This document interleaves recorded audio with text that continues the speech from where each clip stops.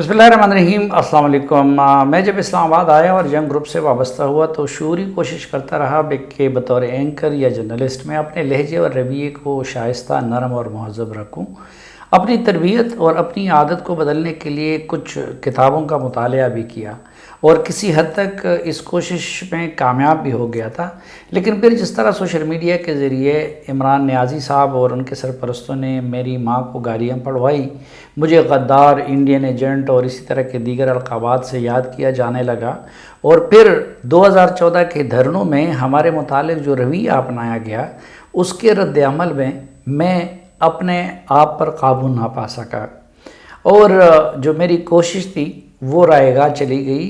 और मेरे अंदर का क़बाइली पख्तून जाग उठा। लहजे में दोबारा तलखी आई जिसकी वजह से मैं अपना जो इमेज बनाना चाह रहा था वो यकसर उलट बन गया। इसी तरह गुज़िश्ता 1.5-2 माह से मेरी कोशिश रही कि मैं सियासत और सहाफ़त का मौजू सैलाब-ज़दगान को बना दूँ। इस मकसद के लिए मैंने अपने जियो तक के ख़िलाफ़ ट्वीट किए, लेकिन बदकिस्मती से तमाम सियासतदान बिलअमूम और इमरान ख़ान बिलखसूस सैलाब और सैलाब-ज़दगान को नंबर 1 इशू बनाने नहीं दे रहे हैं, बल्कि सिवाय हामिद मीर साहब के हमारे अहले सहाफ़त के लिए भी वो मसला नंबर 1 नहीं बन रहा। ईवान सदर में आर्मी चीफ़ और इमरान ख़ान साहब की जो खुफिया मुलाकात क्यों हुई थी, कैसे हुई थी और उसका क्या नतीजा निकला था, इन सब सवालों का जवाब और मुताल्लिक़ा मालूमात काफ़ी दिनों से मेरे सीने में दफन थी। ताहम इस वजह से मैं इस तरफ नहीं जा रहा था कि कहीं सैलाब-ज़दगान से तवज्जो हटाने के जुर्म में मैं भी शरीक ना हो जाऊं। लेकिन बदकिस्मती से इमरान ख़ान साहब बाज नहीं आ रहे हैं, उनके तर्जुमान और ना उनके हामी और ना उनका हामी मीडिया वो बाज आ रहा है। पहले ईवान सदर के इस खुफिया मीटिंग की ख़बर उन्होंने लीक की, फिर इस मीटिंग के बाद इमरान नियाज़ी ने अपने रवैये से ऐसा तासुर दिया कि जैसे उन्हें फिर से इस्टेब्लिशमेंट ने गोद ले लिया है। फिर साथ एक और झूठी खबर फैला दी कि आर्मी चीफ एक कोर कमांडर यानी जनरल फैज़ हमीद की गाड़ी में जाकर एक सेफ हाउस में खुफिया तौर पर इमरान नियाज़ी से मिले हैं। कुछ रिटायर्ड फ़ौजियों के ज़रिए भी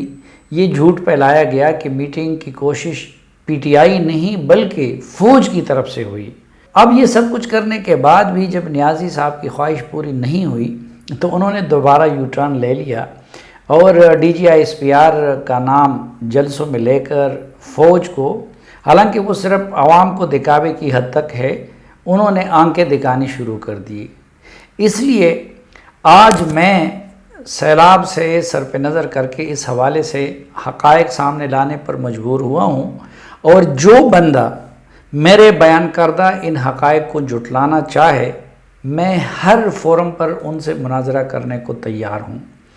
हकीकत ये है कि हुकूमत से निकाले जाने के बाद शायद ही कोई रोज़ ऐसा गुज़रा हो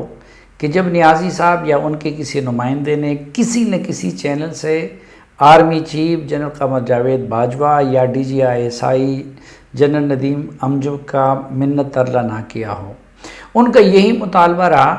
कि वो माजी की तरह उन्हें गोद लेकर मौजूदा हुकूमत को रुखसत करके दोबारा इंतखाबात करवा दें।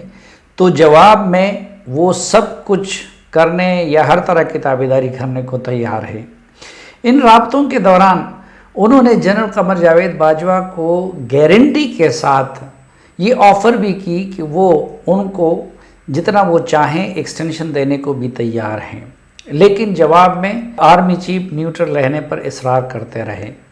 और मुलाकात से भी इनकार करते रहे। ना चीफ के रिश्तेदारों को छोड़ा गया, ना साबिक फ़ौजी अफसरान को छोड़ा गया, ना उनके ज़ाती दोस्तों को छोड़ा गया, बल्कि नौबत यहाँ तक आई कि अफ़गानिस्तान के लिए अमेरिका के साबिक नुमाइंदे ज़ल्फ़े खलीलज़ाद से भी आर्मी चीफ की दरख्वास्तें करवाई गई कि वो इमरान नियाज़ी से एक मुलाकात कर ले। ये याद रहे कि अमरीकी न्यूकॉन्स के रुकन ज़ल्फ़े खलीलज़ाद हुकूमत की तब्दीली के 1 माह बाद मई के महीने में पाकिस्तान आए थे और इमरान नियाज़ी साहब से खुफिया और तवील मुलाकात भी की थी। अलावा अजी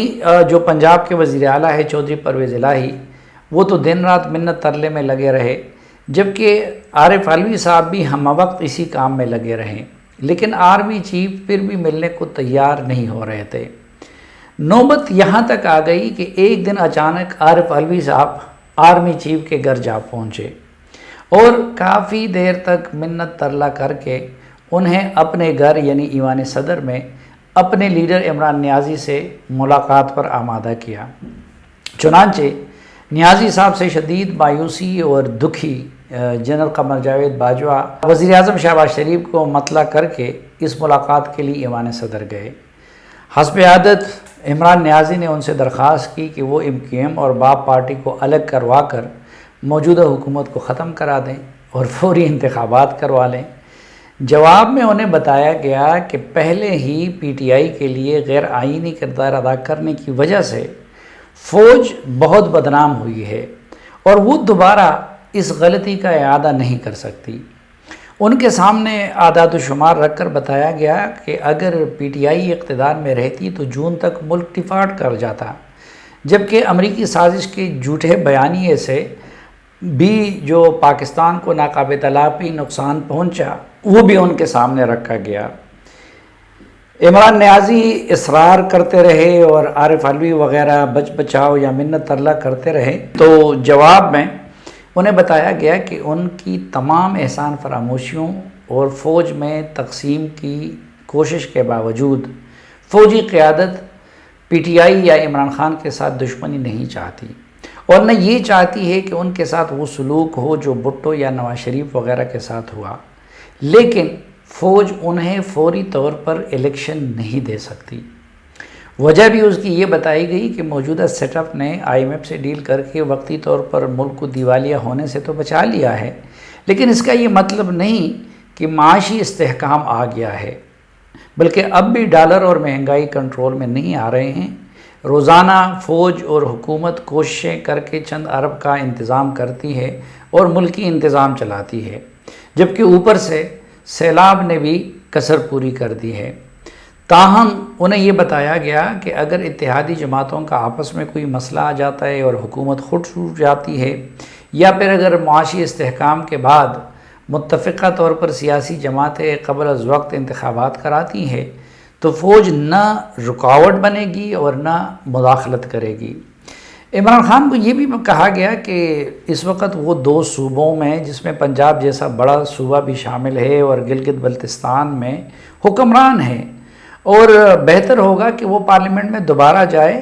اور مفاہمت کے ذریعے ملک کو معاشی بحران سے نکال لیں اور نئے انتخابات کا رستہ نکالیں۔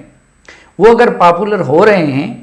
تو فوج اس کا کوئی رستہ نہیں روکے گی، اور اگر وہ اگلے انتخابات جیتتے ہیں تو آرام سے جیت لیں، فوج اسی طرح لا تعلق رہے گی جس طرح پنجاب کے ضمنی انتخابات میں لا تعلق رہی۔ میری معلومات کے مطابق عارف علوی اور کچھ دیگر شرکاء درمیانہ راستہ نکالنے کی کوشش کرتے رہے، لیکن عمران نیازی صاحب ضدی بچے کی طرح نئے انتخابات پر مصر رہے۔ اس پر آرمی چیف نے معذرت کی، لیکن ساتھ ہی ان پر واضح کر دیا گیا کہ اگر وہ صرف سیاست کرتے ہیں اور سیاسی مخالفین سے الجھے رہتے ہیں تو فوج کوئی مداخلت نہیں کرے گی، کیونکہ فوج سیاست اور عدالت کے معاملات میں نیوٹرل رہنا چاہتی ہے۔ لیکن اگر وہ فوج کو بلیک میل کرتے ہیں یا قومی سلامتی کو داؤ پر لگاتے ہیں تو پھر وہ ملک اور اپنے اداروں کے دفاع کی خاطر کوئی بھی قدم اٹھانے پر مجبور ہوں گے۔ یوں یہ میٹنگ بغیر کسی نتیجے کے ختم ہوئی۔ شاید اس کے بعد تناؤ میں کمی آتی، کیونکہ زلمے خلیلزاد، عارف علوی، پرویز الہی اور کچھ سابق وزراء اس کے بعد بھی منت ترلے اور عمران خان کو سمجھانے بجانے میں لگے رہے، لیکن انہوں نے پہلے اس میٹنگ کی خبر کو لیک کرایا، پھر اس کے بارے میں یہ جھوٹا تاثر دیا کہ جیسے یہ میٹنگ فوج کی خواہش یا مجبوری تھی، پھر کچھ عرصہ چالاکی کا مظاہرہ کر کے اپنے رویے سے بھی یہ جھوٹا تاثر دیا کہ فوج کے ساتھ شاید ان کی پھر سے ڈیل ہو گئی ہے۔ اس سے انہوں نے حکومت اور فوج کے آپس میں بدگما کرنے کی کوشش بھی کی۔ پھر جنرل فیض حمید کے ذریعے ایک اور خفیہ میٹنگ کی جھوٹی خبر پھیلا دی، اور ظاہر ہے کہ ان خبروں سے تمام ادارے متاثر ہوتے رہے۔ لیکن جب نیازی صاحب کو احساس ہوا کہ نومبر سے پہلے کسی صورت نئے انتخابات نہیں ہو سکتے اور کسی بھی صورت ان کے ہاتھوں ان کے پسند کے نئے آرمی چیف کی تقرری کی ان کی خواہش پوری نہیں ہو سکتی تو وہ دوبارہ بلیک میلنگ پر اتر آئے۔ پہلے کور کمیٹی میں اپنے ان لوگوں کو کری سنائی جو اسٹیبلشمنٹ کے ساتھ رابطے میں تھے، اور ان پر پابندی لگائی کہ وہ آئندہ کوئی بھی رابطہ نہ کرے۔ حالانکہ ان لوگوں میں پرویز خٹک جیسے لوگوں کو بھی انہوں نے سنائی جو خود عمران خان کے نمائندے کے طور پر وہاں جاتے تھے، اور اس میٹنگ میں پرویز خٹک نے کہا بھی کہ میں تو جب بھی ملا ہوں آپ کے کہنے پہ ملا ہوں، لیکن باقی کسی کو یہ جرات نہیں ہوئی کہ وہ عمران خان کو کہتے کہ ہمیں تو منع کرتے ہو لیکن آپ خود کیوں ملے ہیں۔ بہرحال پھر چکوال کے جلسے میں ایک بار پھر گیدڑ سے شیر دکھنے کی انہوں نے کوشش کی اور فوج اور آئی کو خوب سنائی۔ اگرچہ اب کے 12 ISPR کی طرف سے ان کی دھمکیوں پر کوئی رد عمل پریس ریلیز کی شکل میں نہیں آیا، لیکن میری معلومات کے مطابق فوج کی صفوں میں غصے کی جو لہر اب دوڑ گئی ہے پہلے کبھی نہیں تھی۔ اب دیکھنا یہ ہے کہ آگے فوج کیا رد عمل ظاہر کرتی ہے اور عمران خان مزید اس سلسلے کو کہاں تک لے جاتے ہیں۔